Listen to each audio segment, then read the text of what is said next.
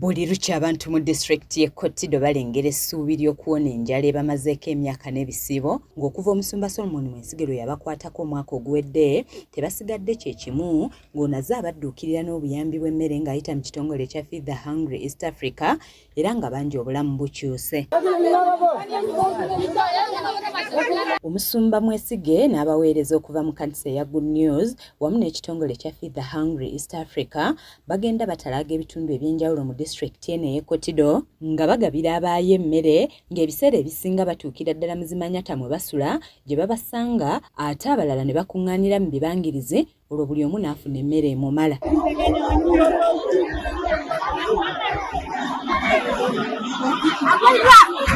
Enteekateeka eno yagitandika omwaka oguwedde era ng'akyagitwalira ddala mu maaso nga leero alambudde abamu ku bantu bazadduukirira era ng'embeera gye balimu kati ezzaamu essuubi. Ebifaananyi ebyo by'olaba by'abaana abalongo be yasanga ku kkanisa eya Pentecostal Assemblies of God esangibwa mu kibuga Kotido ng'eno esumbibwa omusumba Desmi Amadi ng'emmere yaffe weetuukira ng'eyo y'embeera omusumba mwe yabasanga nga tebannafuna kyakulya. Abatulaba ndi Karamoja Kotido. Abaana bano balongo boolaba era mwe abatuyambyeko kino kye kikolebwa. Abasinga obungi waliwo n'abaatuvuma ne baga nti mwe mulimba ebifaananyi simanyi mu bijeewa era njagala vidiyo ngibeeremu n'abaana mukakase nti ekintu ekyeno kibi nnyo nga bw'okiraba. Kati mu bantu betuwa emmere waliwo abafikka naye ne bavaayo ne bajja ku kyaki eno awali stores zaffe naye nga baleeta n'abaana ne babasitula ne bajja nabo. Bano obalaba obugumba bwereere ekikopo tasobola na kukkiriza akasigaddeyo era akajjayo.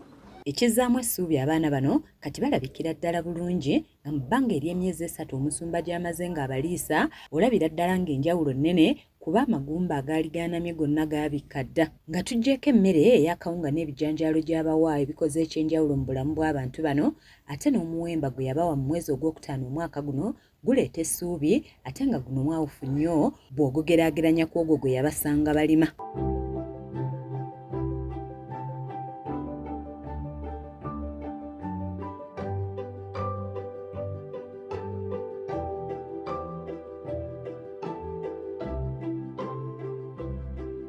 I thank the Pastor Solomon Mwesigye and Feed the Hungry East Africa for giving me these seeds.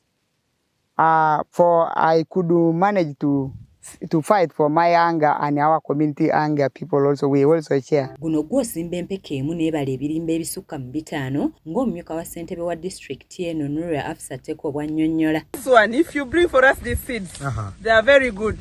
Like now, look at these 3. It is only 1 seed. It will give me porridge for a household. This is very good. This is just 1 seed. 1 seed. And it gives 3. 3. Actually, let me look at this also behind you. Look at this. This is also the same. Yeah, you can 1, see. even a more. 1 Either 2 from up. Yeah. And up it becomes 3. 3. Yes. Ze nteekateeka ez'okusima amazzi ziri mu giya era nga wetwogerera abagasima bagenda mu maaso n'omulimu guno era ng'essaawa yonna tugenda kuba tukutuusaako ebifaayo.